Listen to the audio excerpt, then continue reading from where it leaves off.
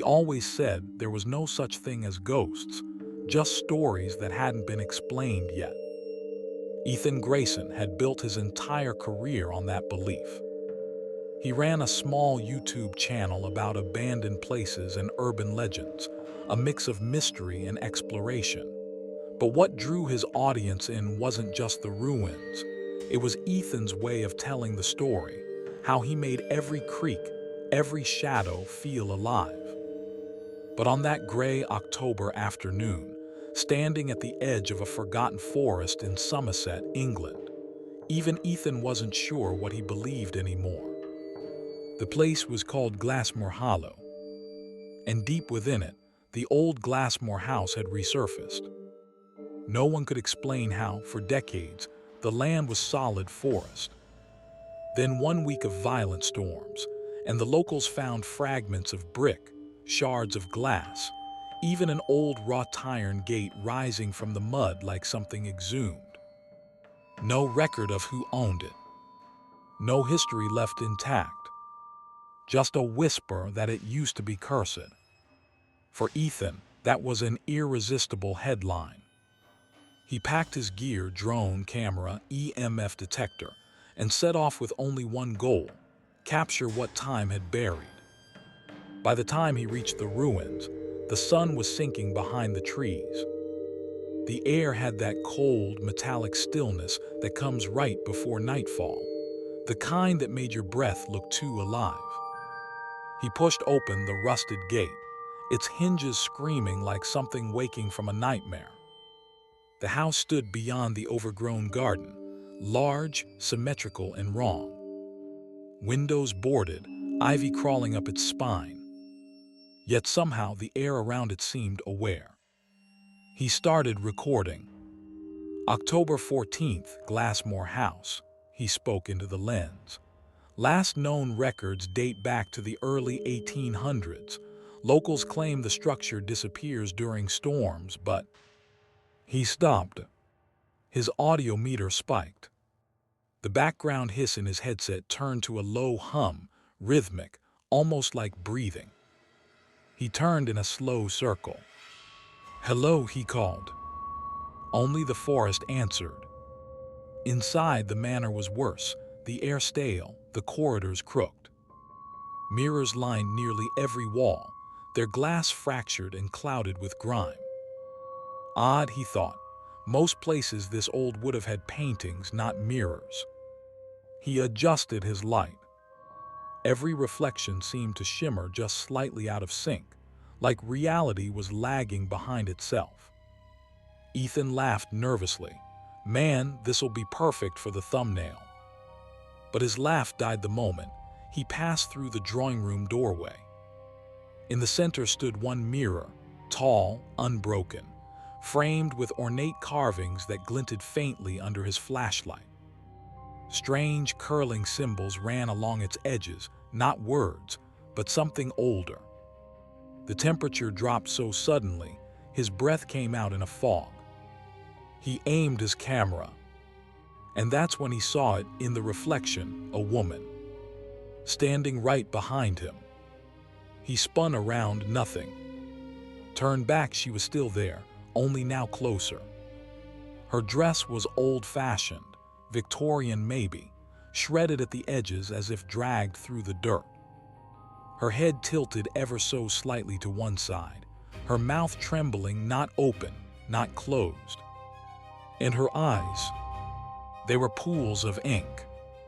Ethan whispered, "Holy hell." He took a step back, but the mirror pulled at him. The reflection rippled like water, and for just a moment he heard a whisper, faint but distinct. The silence must be kept. His flashlight died. The camera cut to static. The hum turned to a screech that drilled through the air like feedback from some broken speaker.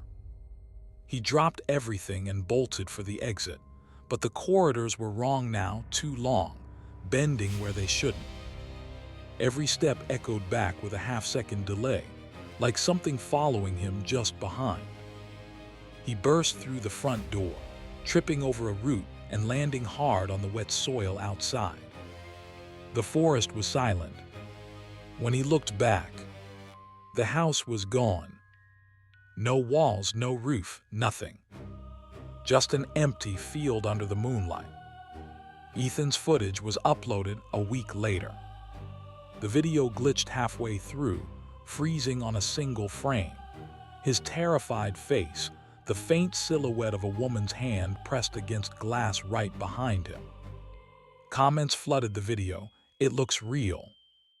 This isn't edited. Where's Ethan?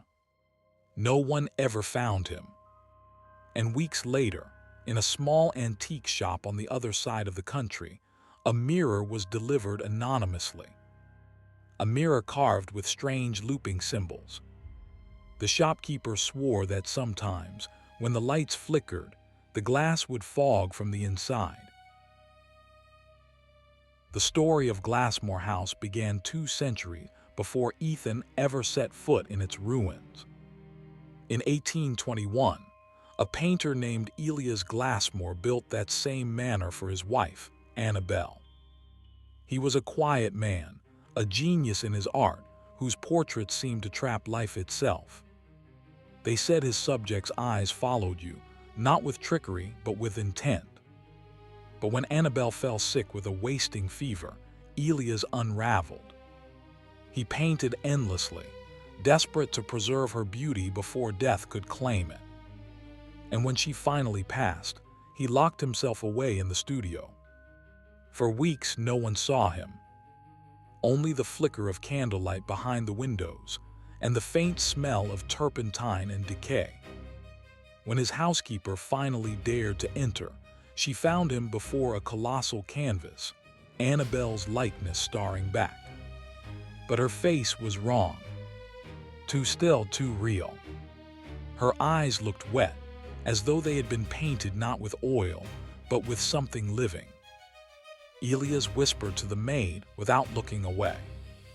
"She's here, she just can't speak anymore." The servants fled the house that night. But Elias kept painting. He carved strange sigils into the frame, symbols of preservation from forbidden texts he had purchased from a traveling scholar. He spoke words no human tongue was meant to utter. And with each stroke, he swore the air grew heavier, as though the walls were holding their breath. When the storm came, lightning struck the manor's tower. Flames consumed the upper floors, yet no one dared approach. From the village below, people swore they saw someone standing in the studio window, not Elias, but Annabelle. Alive, watching. When morning came, the fire was gone, but the house still stood untouched, impossibly whole. They broke the doors open and found Elias, body collapsed on the floor, brush still in hand. The canvas beside him was blank. Every drop of paint had vanished. In its place stood a mirror. And in that mirror, a woman's face frozen mid-breath, eyes wild with terror. They buried what they could of Elias in the garden, a single arm fused into the mirror's edge. The house was sealed, its name erased from record. But over the years, travelers claimed to see faint reflections among the trees, glimpses of a house that wasn't there. Some said they saw a man painting by candlelight in an empty field.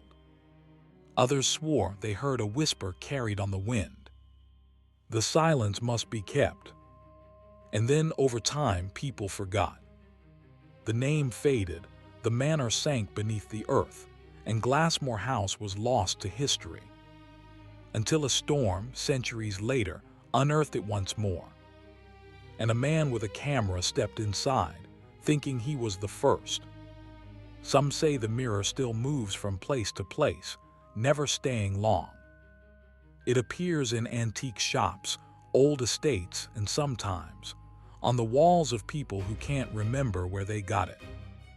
They say if you stare long enough, you'll see her behind you, smiling, waiting for someone to finish what Elias started. And if you listen very carefully, you'll hear it again, that same whisper, faint and distant, reaching through the centuries. The silence must be kept,